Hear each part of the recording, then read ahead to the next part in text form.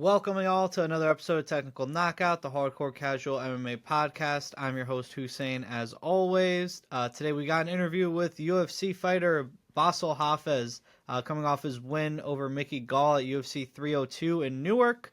Bassil's a great guy. I met him at the restaurant that I work at the day before the fights, and he was nice enough to hop on the podcast for an interview. So I appreciate y'all for watching. Thank you, Bassil, for coming on the show. Just a couple notes for this episode. We did have some technical difficulties, so we had a bit of a short stop at the end. But, everything that we talked about, anything worth of substance was taken care of in the interview. So overall, it's a pretty, solid episode. And I appreciate y'all for tuning in. Hopefully this is the first of many interviews we do with UFC fighters. We got the one with Connor Matthews, now Bassil Hafez, and hopefully much more down the pipeline. Thank you very much for watching, y'all, and have a lovely day. Welcome back. Technical Knockout, the Hardcore Casual MMA podcast. We have a very special guest right now. We got Bassil Hafez in the studio, coming off of his win at UFC 302 in Newark. What's up, Bassil? How you doing? What's up, Hussein? Appreciate you having me, man. Just thanks for coming on, dude. You're a fucking beast. All right, so first off, congrats on the dub against Mickey Gall. It was an awesome fight. I thought for sure they'd do 2 fight of the nights because the main event was insane. Yeah, I was like, what the fuck? Honestly, dude, I think it's, you said the Free Palestine on the interview, and I feel like the execs, they don't like that shit, you know what I mean? But more power to you, that's what it is? I don't know, man. I don't know. I was like, why wouldn't they? I don't think they go that deep into it. I don't know, but yeah, probably you never know. I think it's the guys who they usually do give just one fight of the night. It's very rare they give more than one. So I think it was just the fact that the main event was a great fight and they earned it, even though they make millions. They don't need that shit. That's what I'm saying, dude. Like, I agree, bro. Yeah, no, I thought for sure that sometimes they do the 2 fight of the nights, and usually on a card where there's not a lot more finishes in action, they'll do that.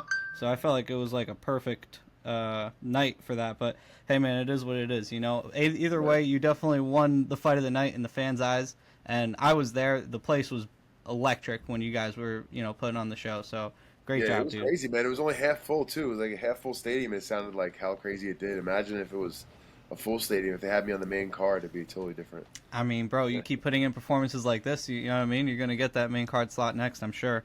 100%. I plan on it. Hell yeah, dude. Well, all right. Well, first off, thank you for coming on the pod. It was great meeting you in person at the restaurant. Yeah, bro, that restaurant's amazing. Batello was delicious. I appreciate you taking care of us too. Yeah, of course, dude. Anytime, So that being said, you're from Philly, right? The information online is kind of halfway. Yeah, I'm from Philadelphia, born and raised, and then moved out to Denver, Colorado about 3 years ago, and now it's where I'm living is in Denver. All right, cool. So have you spent time in New York or New Jersey, New York before then, being from Philly? It's not too far. Yeah, a little bit here and there. You go out to Jersey for different things and different food places and whatever. It's right over the bridge, only 10 minutes away, so super easy to go over to. And I've been to New York as well, so never been to Jersey City. That was the first time I was in Jersey City, but I've passed by a bunch and somewhat familiar territory. Yeah, man. Yeah, no, I love Jersey City. I mean, I was born and raised there, so I'm biased, but it's sweet having another Egyptian East Coaster, in the ranks. So you were born in Egypt, or you were born in Philly, you said, yeah? No, I was born in Philadelphia, yeah. My parents, my father's from Egypt, from Cairo, and he came here in his 30s, and my mother's from Damascus, Syria. She came here as well in her 30s, and they met in America, and they had me and my brother. Very cool. Hell yeah. Have you been to Egypt? Oh, yeah, so many times, man. I used to go every summer when I was a kid. Nice. And it's been a long time since I went. It's been about 22 years since I've been. Damn, okay. Yeah, it's been a long time, but I used to go all the time when I was a kid, and so I'm hoping to change that very soon and make a trip overseas soon. Yeah, I mean, I'm sure they'd welcome you with open arms, I think you're, if not the only Egyptian fighter in the UFC, maybe there's another one, but... There's one other guy, yeah, Hamdi. Yeah, Hamdi Abdul-Wahab, yeah, facts, yeah. But he got popped after that first fight, so... Yeah, I heard he got popped for some PEDs right after his debut. I don't know much about it, but I mean, hey, listen, man. Technically, his win got erased, so I'm the first Egyptian to win. Let's go. Without PEDs in the UFC, I'll take it. Let's go, baby. Well, I appreciate you putting on for the country. You know what I mean. When you came out with the Always, Egyptian baby. flag, I was like, how didn't I know this? Like, you know what I mean. Like, I'm Egyptian American as well, so Well, so pump. I represented America before, and was trying to get get the ability to represent Egypt, but it was just not an easy process. And then it happened last second. Like I didn't even know I got it approved until like the weigh-ins. So Oh hell yeah, dude. yeah, so I had, or even I think it was the ceremonial weigh-ins actually is when I found out they got it approved. So it was an awesome feeling. It was like, wow, man, that's so cool. Like for them to get that done in time, and it's such a major thing to be able to represent my, my heritage and represent the country that my family's from. So it's like it was dope. It was Hell super yeah. dope, and it was yeah, it was cool being able to do that. So, Philly's a big boxing town, as I'm sure you're aware. How did you get into MMA in the first place? Did you start boxing? Did you wrestle? Did you do karate like a lot of Egyptians do, or was it like, did you just get into the sport as MMA? No, I mean, so I got into the sport through jiu-jitsu, actually. I was always getting in fights and getting in altercations in the street growing up and getting in trouble, getting arrested. And then my cousins were trained in Brazilian jiu-jitsu. They were blue belts at the time. Ramiake and his brother, they were training at Balance Studios under Ricardo and Phil McLaurice. And so I was getting a lot of trouble, and then I got in one bad fight where I got in major trouble, and they were like, "Yo, man, why don't you think about trying this organized, like, trying to do it legitimately?" And Hmm. I was, maybe negative at first, like, "Oh, there's no way I can make it to the UFC, this and that." But fast forward a little bit of time, I Here we like are. maybe short after that, I made the decision, like, I'm just gonna try it, and then. I went in one Sunday and I met Ricardo, the Animal Miglaris, and the rest is history, man. He's been my coach and a mentor to me since day one. And I worked with Andy Russell in Philadelphia for my striking, and just you know worked my butt off from day one. Never came into it with I deserve this or I deserve that mentality. Just put my head down and work and be gritty and make sure that I earn my place. And so fast forward 14 years later, here I am in the UFC and living my dream. Hell yeah, man. And I mean, nobody can say you didn't in your place. Watching your fights, it's like you are fighting for your life in there. You know what I mean? Like, there's some guys that go in there and try to play it safe or try to, coast, so to speak. I got the impression watching that fight with Mickey Gall that you were trying to take his head off the whole time. So Yeah, I mean, fucking awesome. that's how it should be. That's how I plan to fight. I've always had that mentality. When I was early in my career, more focused on submissions, I would always be trying to finish the fight. And then now that I've kind of like opened up my game more, training Rounded with out. pound for pound Muay Thai out here in Denver with Justin Houghton, and working my strength and conditioning with Barwis, Colorado, I'm opening up my game so much more to be able to have the cardio to push in and do the things I want to do, like chase finishes, and then also have the striking knowledge and the ability to want to be able to handle the fight anywhere it goes, whether it's on the feet, whether it's on the ground, whether I want to get a knockout, whether I want to try and go for a submission. The goal is always the same: is to try and finish the fight and trying to put on an exciting fight for the fans, and that's something Hell I've yeah. always believed, and it's something I'll continue to believe. I'll never stop until I'm done fighting. Word, bro. Love to hear it. And I mean, even if your exciting style is gonna keep you in the loop, it's gonna keep you on the people's tongues. You know what I mean? So I'm all for it. So that being said, do you consider yourself like a student or a fan of the sport as well, or do you just kind of focus on your own training and growth in that way? Like, I know some fighters watch every fight card and like study up on like opponents that aren't even in their weight classes or anything like that. Are you one of those guys, or are you kind of more focused on the training aspect? No, I'm definitely a fight fan myself as well. Not the fight fan like per se in terms of like I'm out here studying every single fighter, but I think I know more than the average person knows about fighting, and I try and watch every event if I can. Like if I'm chilling at home, and my lifestyle is very chill. I don't really go out and do much. I hang out with my dog. I train. I eat food whenever I can. Yeah.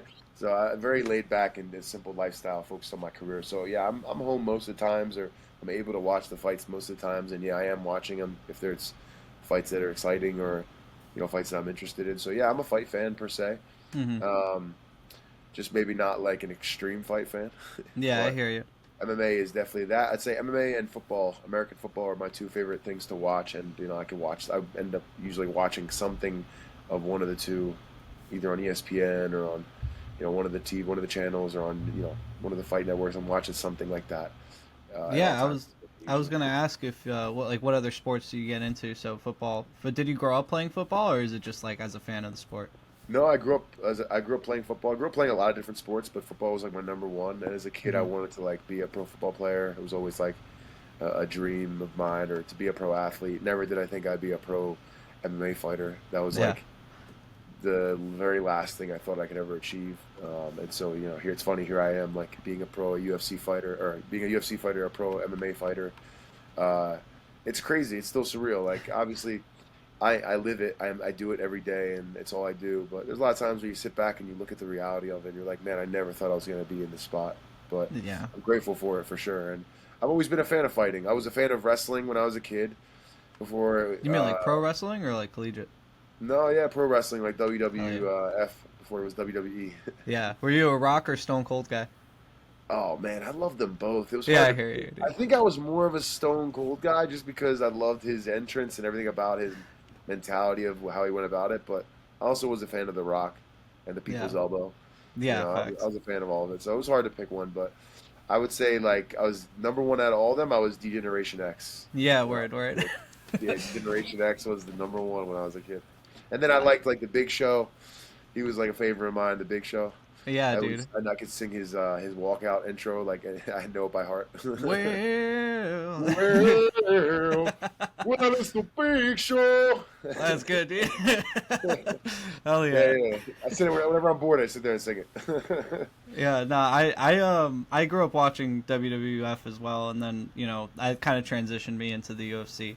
I was like ready for the step up, so to speak. I think a lot of people got into the sport that way, but it's cool to connect on that.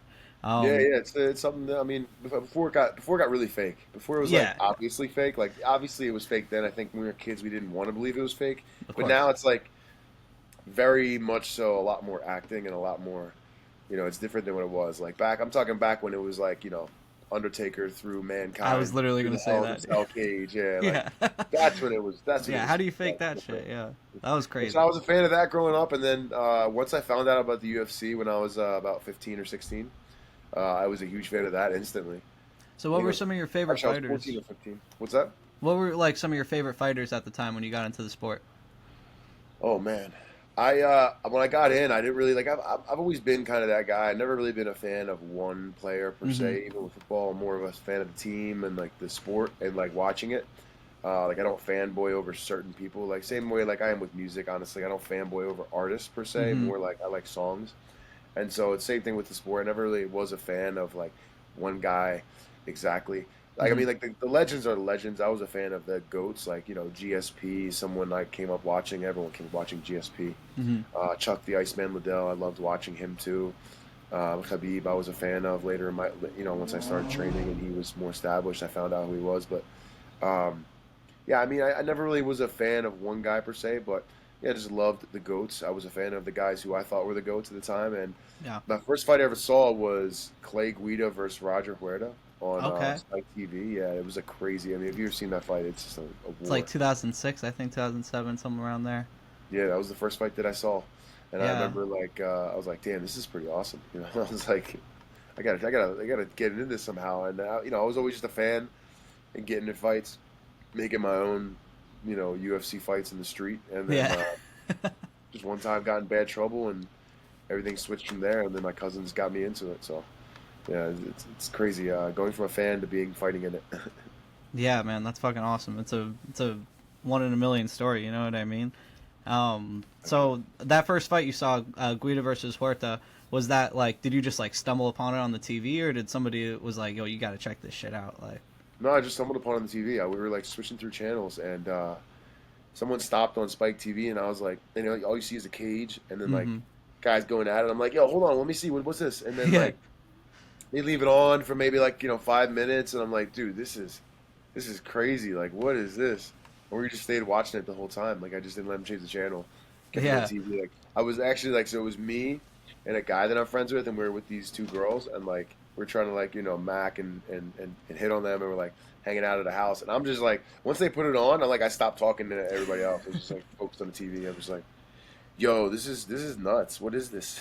Like Yeah, I feel you. first time seeing this. My parents weren't big on fighting and violence, so like, and we didn't have a lot No cable. boxing in the house Nah, growing they up and weren't a stuff. fan of it. Like, I would watch it on my own whenever I got a chance. But like, also, we didn't have a lot cable most of my life growing up. Like, my parents would sign up for whatever like intro intro discount they were doing, and then like the discount would go away, and they would just They cancel cancel. service. Yeah, Yeah, exactly. my So like, parents I did the wouldn't have same thing, cable dude. majority of my life, and like I was watching WWF on like it would come on like PHL 17 or like I forget what or Fox 29 it would come on or something like that, Hmm. and so I would watch it on there, and then like this is my first time like sitting at so like have it's on Spike TV, it's cable, and the first time like actually seeing it, and I was like, damn, what is this? Like I was enamored by it, and so.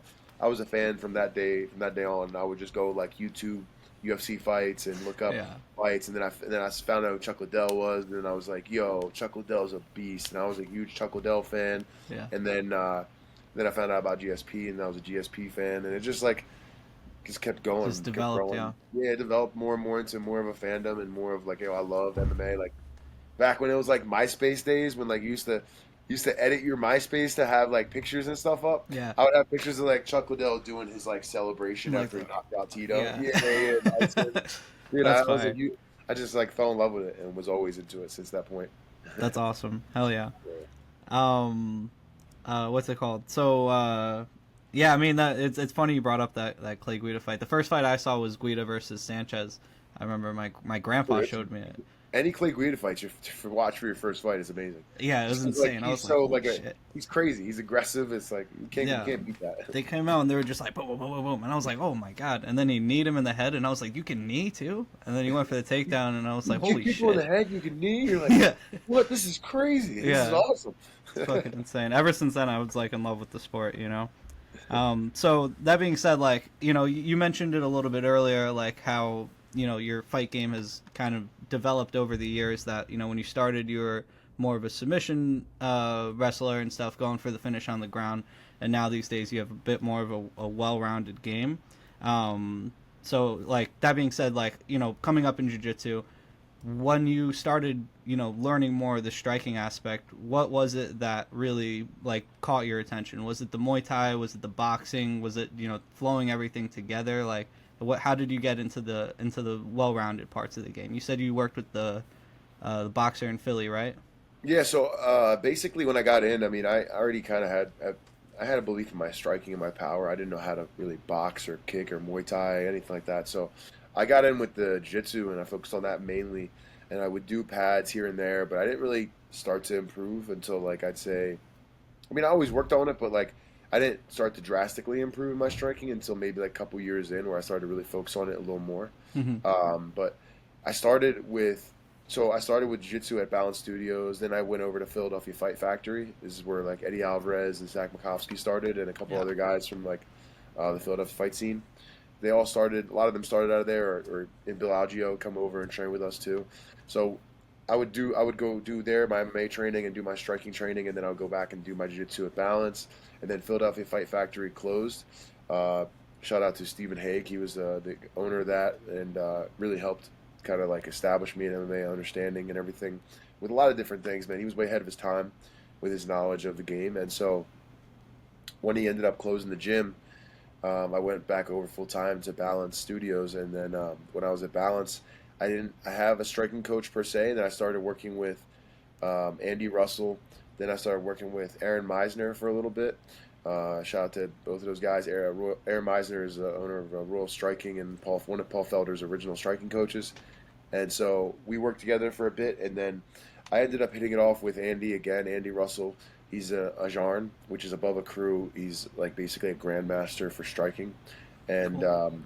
he's been doing it for so long, man. I mean, he was Ben Henderson's original striking coach, and out in Arizona. I think it's wherever the lab is. I don't know where the lab is. Yeah, Albuquerque, MMA lab. I think it's in Mexico. Arizona.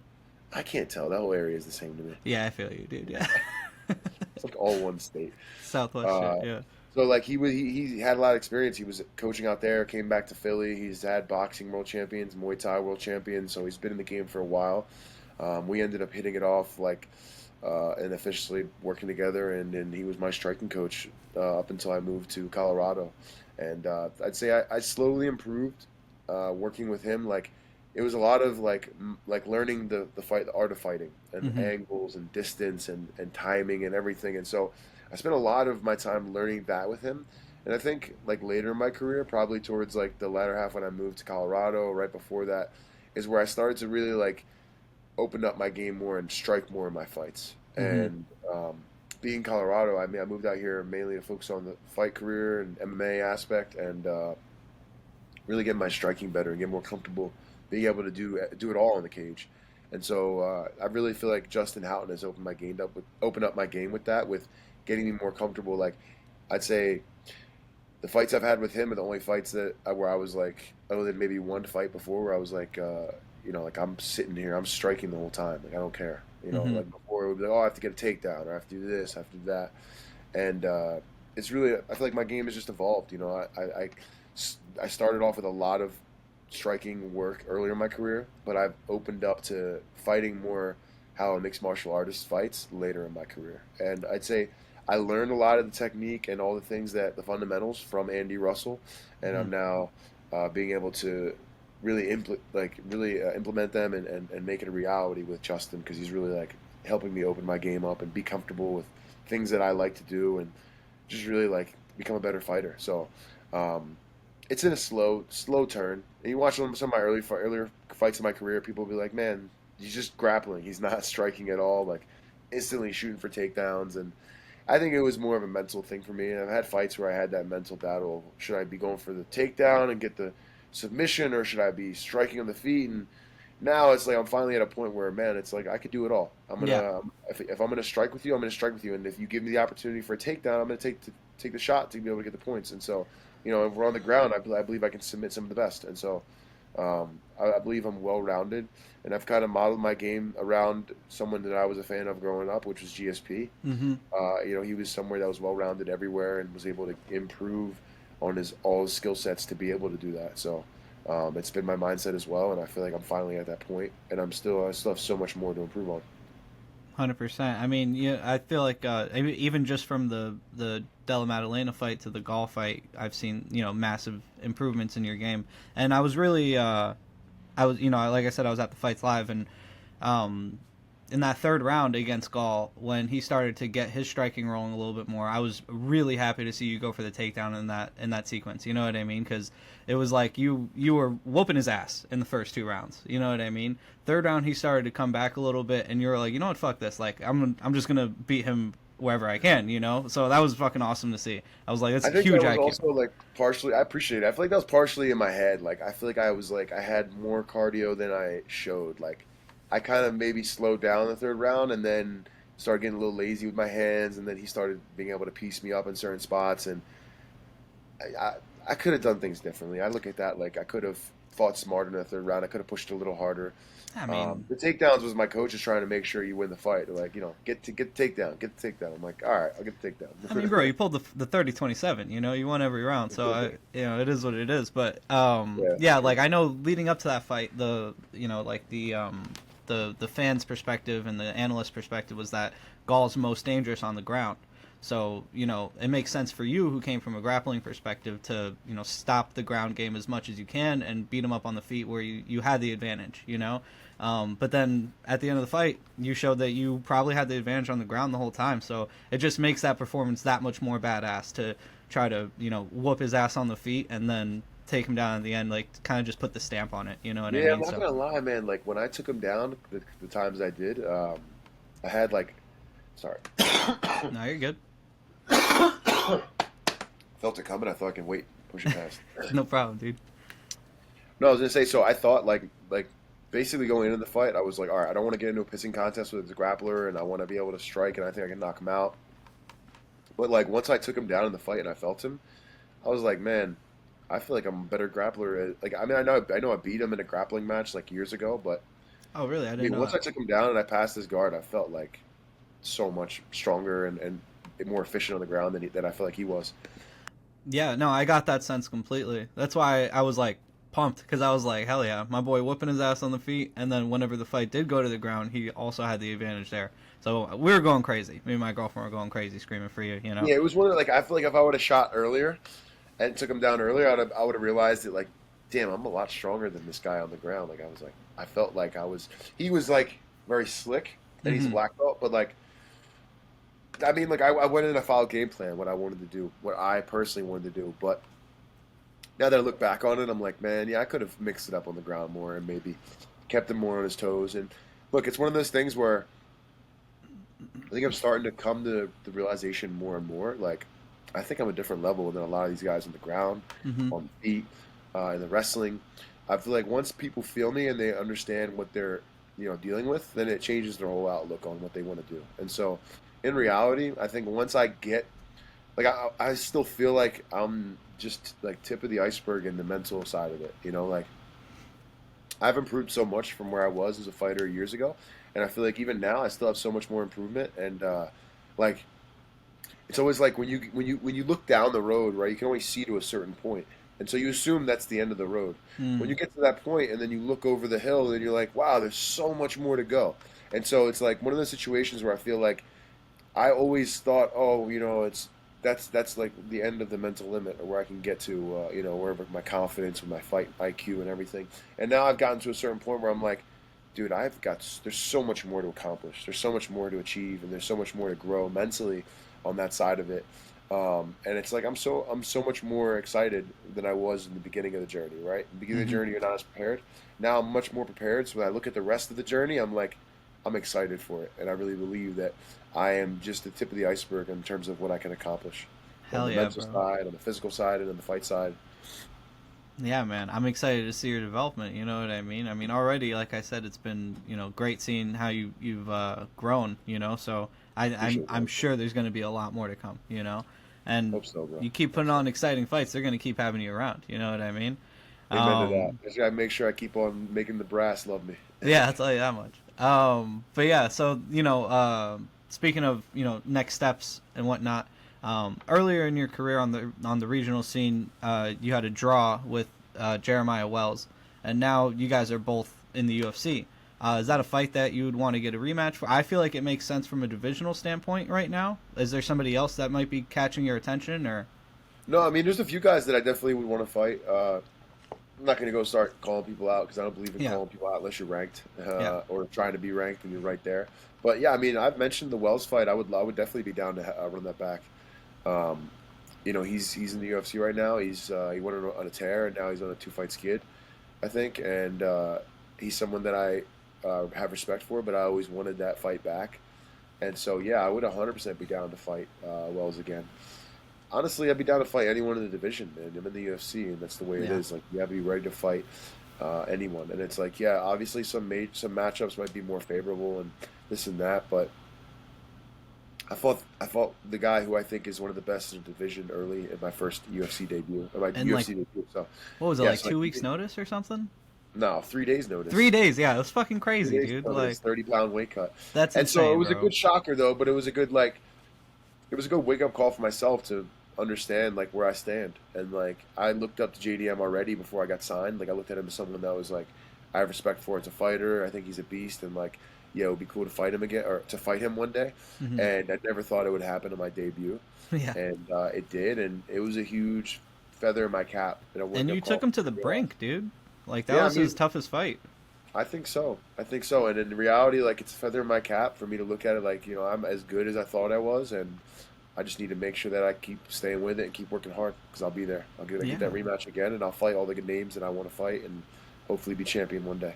I mean, I'm saying though, like you did that on 3 days' notice. Like if you had a 6 week training camp, it'd probably be a much If I different. had an extra week, Yeah, even if I just had one an more extra week. week, Yeah, that weight cut was the worst weight cut of my life. I Like can only people don't imagine. understand. Like a lot, like the truth is, a lot of fighters that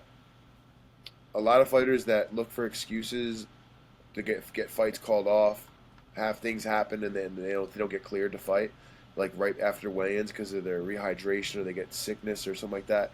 Dude, I was fully in that realm. Like I threw up 3 times at the PI after I weighed in, after I made weight. Um, sorry, my dog's shaking. I threw up 3 times after I made weight. I mean, it was like I was pretty much like on the verge of death before I made weight. Like unable to stand on my own. It was definitely the worst weight cut of my life. Like everything from the effects on my body and how I felt, and even after rehydration.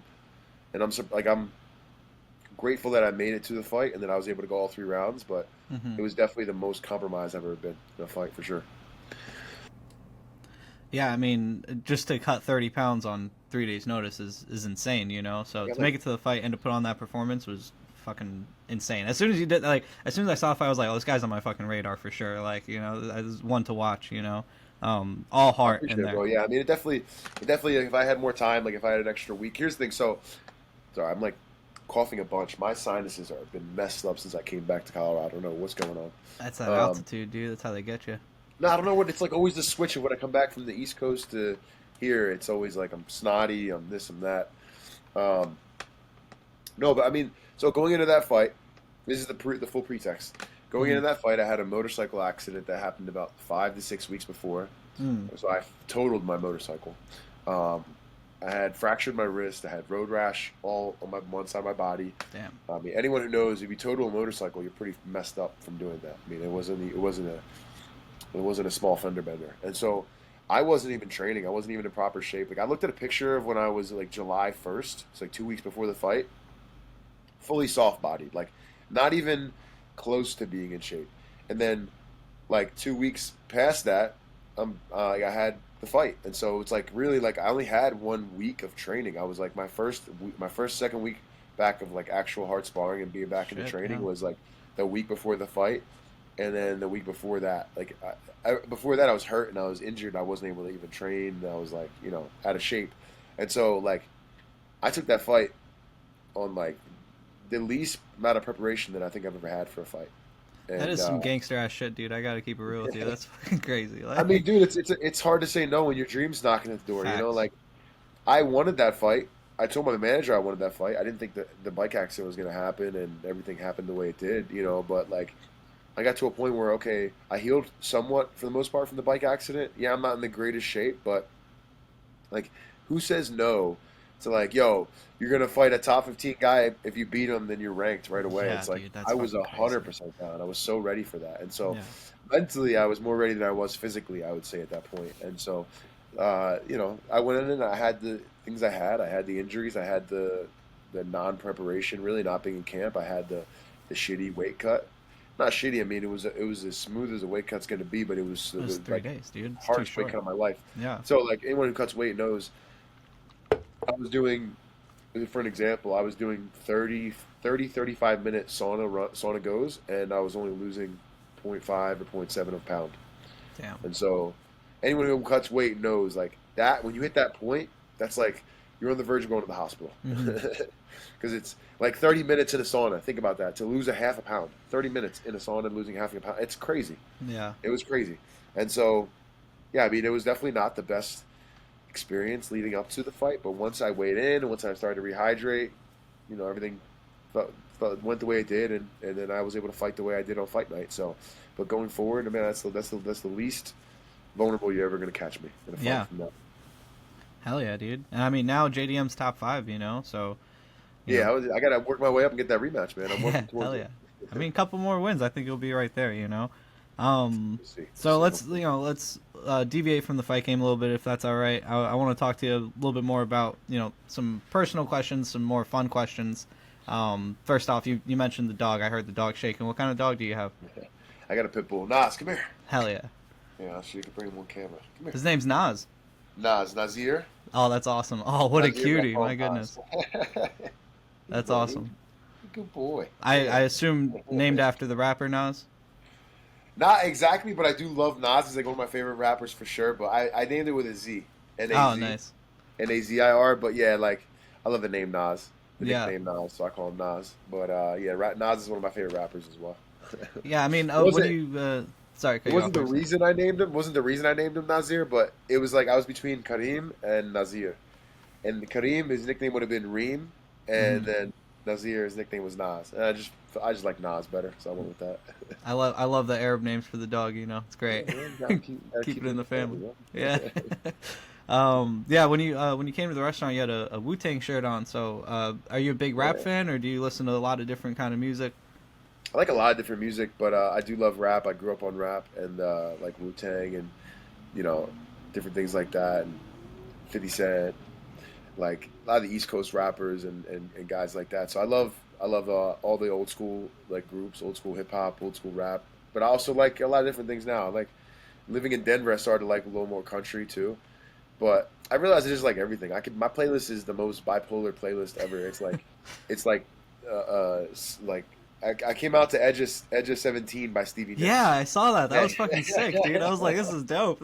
Like, what It's a a great watch that song. song. Yeah. It's a great song, but like I just yeah, like I have so much a wide array of music. It could be like house, techno, and then like Wu Tang, and then like Jedi Mind Tricks, and then like country, and then it's like I just like a lot of different music. Like I said, I'm not like a fan per se of like one artist. Yeah. It's more of like I just like songs, like good beats, good music, and so yeah. Say I'm pretty much a mix of all of it, but I do have a soft place in my heart for old school hip hop. Word. Same.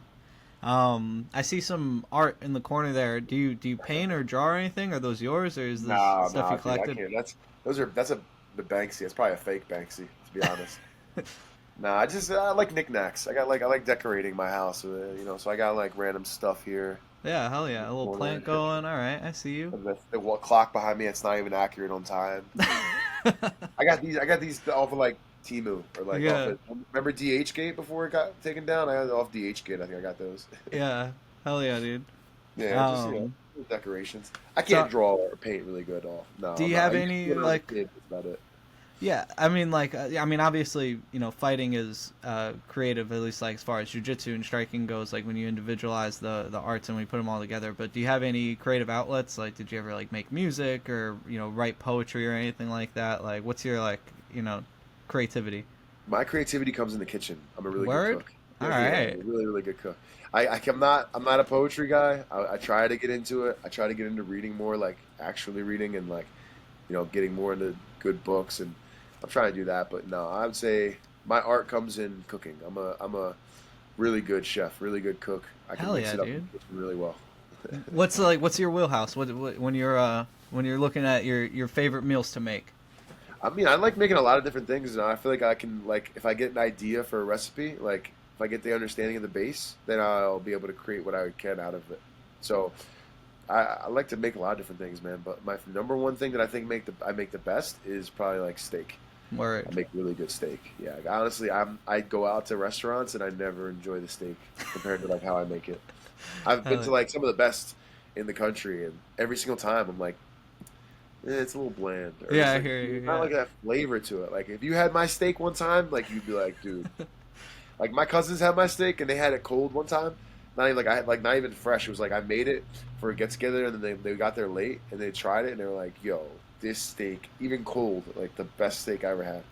And Shit, man. I'm pretty proud of that. I make good pasta too. I make really good Italian food pasta. I mean, I grew up in kitchens my whole life. My parents had a pizza shop, Oh, cool. so like I can make everything from pizza to cheesesteaks to hoagies to sandwiches and all that stuff. And then get a little creative with different kind of sandwich ideas. But also, I grew up, just being able to make pasta, Italian food because I was around kitchens like that as well. Um, and then just kind of like as I've gotten older, I've just when I see like random Instagram videos or I'll see like a viral food video, and I'm just like, oh, I want to try making that. And Yeah. more recently, I've gotten really good at making brisket.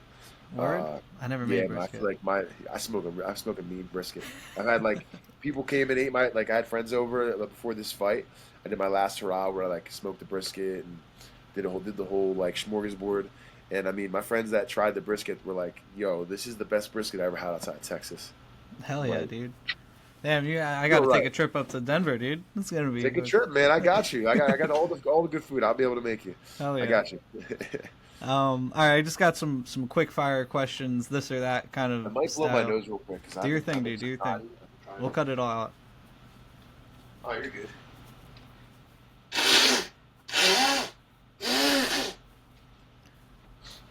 There we go. All right. Got some blood in there. That's Oh not good. shit, that's not good, dude. Yeah, Sinus that's part. infection, maybe. That's part of it. Probably from training. I went back to training yesterday, so probably from that. True. All Um. right, let's All do right, it. so yeah, so just some quick fire questions, this or that kind of thing. All right, so since we're on the topic of food, are you a breakfast guy or a dessert guy? You had to choose one. Oh man, I'm not gonna lie. I'm neither really. I'm a Really? savory guy. I like savory things, All right. but Probably You can have dessert. savory breakfast. Yeah, you can have. I'd say dessert, just because breakfast, like to me, I get the same thing pretty much every time. Like I don't get crazy creative. I like a good pancake, but Mm. most breakfast items are like pork options. I Yeah. don't eat pork, and most dessert options aren't pork. And I love good. I love a donut. I love a piece of cake, or I love things like that. So All yeah, I'll right. say dessert over breakfast. All right. Coffee or tea? Espresso. Espresso. All right, my Yeah, I man. guess coffee by default. Yeah, straight to the source. All right. Rice or pasta? That's tough. I don't know if I could pick one, man, because I love rice and it's cultural for me. There's rice with every dish, but I love good Italian food, good pasta. Damn, I can't pick. I'm gonna go both. They're I both feel that. I feel that. equally Yeah. as good. They're cornerstones of I got them both civilization. each with one arm. Yeah. All right, and I mean, I know you mentioned you're not really a sweets guy, but I like asking people this question because I think it's interesting to see where people are at. But all right, so let's say you walk into the room, right? There's a bowl of gummy candy in the middle of the room, assorted colors, all different colors. What color are you going for? They all taste the same. Really? All right. They're all the same, bro. That's like, what's your favorite color Skittle? I mean, they're all the same flavor, pretty Yeah, I much. feel you. I feel you. I You don't know. take it as a shot. The Yeah. other thing is too, I'm not a gummy candy guy. So Word. like, if it's candy, it's like Reese's. I love Reese's. I love Mm. peanut butter chocolate, or like the more like the dessert type of sweets. But I'm not. I've never been a gummy guy. Like even now as I'm older, I like sometimes we'll have like those smart sweets. I think they call them, where it's like like zero sugar. Yeah, yeah, yeah. I know what you're talking about. So Yeah. I'll dabble with that, or I'll have like some sour gummy worms. But like Mm. it's short lived, Yeah, and I it's feel only it. for that little bit of a period of time. Then I move right on. I That's don't probably invite better it. for you. Yeah. Keep Yeah, the no, teeth I'm intact. pretty good with that. But no, but I mean, but I'm craving like a cheeseburger at all times of the day. So Oof. I don't know if it's better. Yeah, I I feel feel like you. maybe eating a gummy worm might be better than wanting to eat French fries and cheeseburgers and fried chicken and all the garbage. True, true. Um, all right. Even like questions like, if you come in and you eat dinner and they say you could have a second meal or a dessert, I was like, I'll choose a second meal. Yeah, word. Yeah, I mean, you got a shit ton of food at the restaurant when you were Oh there, yeah, but dude, you were there. that's You saw post weigh-in. I ordered three entrees. Yeah.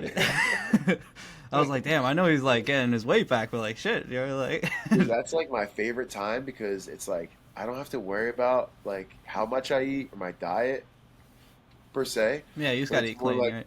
eat as much as you can. Yeah, so Mm-hmm. I'm like I love it, Hell and yeah. I mean the food was amazing. Shout out to Batello, bro. Yeah, that was a really good Italian food. Yeah, no, it's a dope spot, man. I honestly love working there. Yeah, I mean, you were one of 3 fighters that came to the restaurant that day, and you guys all won. So I was fucking pumped. I was Oh like, yeah, let's all right. go. The Good luck Batello then. parlay. Batello is the spot. It's the pasta, gave you the power, I think it was that octopus. The Yeah, octopus the gave me. octopus is good, bro. Yeah, Octopus is banging. Yeah, that was good. Really tender. hell yeah. All right, yeah. I mean, honestly, I'm kind of running out of ideas over here. It's been a fucking pleasure talking to you, though, dude. You're Yeah, it's been good fucking talking to you too, bro. I appreciate it again. yeah. You can ask me. I don't know what are they have those fighter questions like. What are the one word? If you don't have a list of fighters, it's gonna be hard. Yeah, What you mean? I've done that before. Where they're like, oh, they name a fighter, and you're like, describe this fighter in one word or one Oh, phrase. like the top 10 of the division or Yeah, something? yeah. I don't know. That doesn't matter. Yeah, I wanted to go a little different route. You know what I mean? I'm sure you hear a lot of the same questions in a lot of different interviews. That's I'll why be I honest, I wanted to. don't hear a lot of those. Like I think every interviewer thinks that like, oh, you probably get asked that, but I'm Well, like, let's fucking do it then, dude. you know what it is? It's like you shouldn't. So this is my small bit of advice. So who cares what I did in the other interview? Don't Mhm. even watch it. Treat it like your interview is the number one interview that I did True. that day, that week. Because in reality, every fighter is going to be asked different ways the questions are asked, or different things, or different styles of question, or the same question different ways. Like it just really depends on how it comes out that time. So like you ask a good question, and I was already asked it, but then I answered it better on your page. Mm-hmm. It's, Yeah, it's hell just yeah. so like I've even heard that from other journalists too. They say like, yeah, I tried to like not look at what you previously got interviewed with, because then I feel like it messes up what I want to do, and then I Mm. overthink it, and then it's like, I just treat it like new interview. I'll ask you the same questions. If you already asked it, then you know how to answer it. Word. Yeah, no interviewer has ever asked me like back to back the same exact questions. Just so you Word. know. What's it called? So this weekend you got Perez versus Tyra. Are you gonna be watching it? Who do you think's gonna get that? Oh man, I'm friends with both of those guys, so I got to be Switzerland there. Hmm. I'm friends with Tatsuro. Tatsuro's a great guy. I train with him out here in Denver. He comes out here and he's friend of a friend. And then Alex Perez is someone that he's like one of the first guys that I met when I signed with my management company and I went out to Vegas. And every time I go out there, we always like grab a meal and hang out. So I got a lot of love for both of those guys, man. It's a fight that I hate to watch because it's like I want Alex to be fighting for the title soon, and I also want Tatsuro too. So it's like I'm just gonna be watching as a fan of the sport at that point. Yeah, same. I mean, honestly, I'm a fan of both guys as well, so it's hard to pick. Like, I mean, as Both soon good as we, guys too, man. They're both yeah, great guys. Like people, if anyone's watching this and they don't know, like as someone who knows them personally, Alex is a great man. He's a father. He's a good person, and Tatsuro is a good-hearted human being. Comes from a good family, and like they're just both genuinely good people. So it's like I have nothing but good things to say about both of hell yeah. them. Yeah, I mean, I'm excited for it. I think it's going to be an awesome fight. Did you see next week Hamzat fell out of the fight against Whitaker, and now they're doing. Yeah, dude, I was so mad about that. I was Yeah, like, I yo, know. Hamza and Connor fell out of their Yeah, fights, yeah, man. dude. Yeah, it's been a Crazy. rough couple hours for And UFC and fans. Jamal Hill. It's Yeah, like so many pullouts. yeah, fucking Crazy. gut punch, you But know. But UFC does a honestly, good job, man. They do a good job of filling it in. Like I'll say that there's no other organization in the world that could have the loss of a main the main attraction, and then be able to like short after just fix it, and then have another great attraction. Be like, all right, well that fight's not happening, but we got this fight. You're like, well, okay, shit. yeah, word, yeah. I All mean, right, that's what I'm just as thinking. good. Because Ikram Aliskerov versus Whitaker is honestly, I might be, more enticed by that matchup than Hamzat versus Whitaker. I wanted to see where Hamzat's at in the middleweight division, and I honestly was gonna pick Whitaker because I feel like it's a tough matchup stylistically. But Ikram, I just want to see Khamzat fight, man. He yeah, doesn't fight same, enough, dude. and I Yeah, get like injuries happen and things, but it's sickness like too. he's got too many things that happen back to back to back. It's like at some point you got to just fight, bro. You got to make it to Yeah, the fight. yeah. Yeah. Yeah, I'm worried about him, man, because he started off like 3 fights in like fucking a month or some shit like that, and then now it's been like what, like 2 fights in the last 3 years. There's a lot It's of I crazy, know that man. COVID hit him He hard, started but off as active as he did, and then now it's like nothing. yeah, it But sucks. we'll see. Hopefully things change. Yeah. And then they got Yuri versus Pereira coming up too. That's what they replaced Connor versus Chandler with. I mean, I know we Yeah, it's saw gonna it be a not good too fight. long Can't wait to ago. see that one. What do you think about that matchup? I can't wait to see it. Man. I got Pereira, but I Yeah, I think it's think gonna so be too. another good fight. I just like watching Pereira strike and knock people out. He's fucking nasty, dude. And I mean, Yeah, to do what he's done yeah. in the time he's done it is insane. Like, getting 2 belts, fucking defending them. Early goat talks, man. I know it's like he has to do a lot more with like a well-roundedness in his game, but early goat talks I mean, for does sure. he though? If he's just knocking dudes out, you know what I mean? It's kind of like Khabib in that sense, where it's like, yeah, like he might not be the most well-rounded, but he's the best at that one thing. But see, the And reason why Khabib has that title is because he went through the whole division yeah, first, facts. and then he got to the title, and then when he got the title, he did the same thing to everyone else. So it's like, yeah, I think that's kind of like what ties in to that conversation. Pereira hasn't had enough fights. Like Yeah, Khabib retired 29-0. yeah. If Pereira goes now 20-0 the rest of his career, I don't know what's his record. I think it's like 13-1 or something. I don't I know. thought it was less than that. I think he's like 9-1. Yeah, it might be less than Nine that. and two. He's got Mm. two losses, one to Pereira, one outside the UFC. But like, pretty sure he didn't have like he came into the UFC only like 4-1 or three and Yeah. one or something like that. So and he's only had 6 fights or Hmm. so. Yeah, so I mean like he's got to win like 15 more to be in the conversation, and he's got to Yeah. win, he's got to dominate all 15 like the way Khabib did. But look, everyone has their own conversation. No one's GOAT conversation is the same, Yeah, facts. So we'll see what happens. Yeah. I mean, for I do me, have it's to got to like, be like GSP, Jose yeah, Aldo, without the Mighty controversy and then Mouse. being These well guys who rounded is kind a of huge part of it. I went think through being it well all rounded without the helps controversy. people conversating I like that. about if you're a GOAT or not. Like even John Hmm. Jones, having the PED stuff, he's still like one of the most well rounded Yeah. and best performers out there. So it's like he nullifies a lot of the PED talks, and the good stuff comes out because of how well rounded he is, how good a fighter he is. Yeah, facts. I hate to be that guy. I do have to Hmm. run All very. right, so one, you're going to What fight. was what, You got to you choose. can ask the question though. You could ask the last question. Oh, no, it's all good, brother. No problem. All right, let me line up the outro music. I was gonna say, one Brock Lesnar sized Demetrius Johnson or two Demetrius Johnson sized Brock Lesnar's. Who are you fighting? Wait, a Demetrius Johnson or a Brock Lesnar sized Demetrius Johnson? Nah, I'll beat up two. That's a horrible matchup. That's Yeah, a a big Brock ass Lesnar sized Demetrius Demetrius Johnson. That's Johnson would be terrifying. the best fighter in the universe. Yeah. Like, I would much rather fight two mini Demetrius Johnsons. Just look like Brock. Yeah, facts. Actually, what you're That's saying is, terrifying. would you rather fight someone who would Too be many the best Brocks, fighter in yeah. the universe, or would you rather fight two meathead wrestlers that are 40 pounds less than you? I'd rather fight two little guys. I put my hands on their head, bro. What are you talking about? Yeah, good point. Yeah, well said. Yeah. Yeah, fair enough. Yeah. All right. Thank you so much, Bassil, for hopping on, man. It's been a real fucking pleasure talking, and I'm so excited to see where you go from here, dude. Like, I think you're gonna be in the top 10 without a doubt in some time. You know what I mean? So keep up the good work, bro. I appreciate you.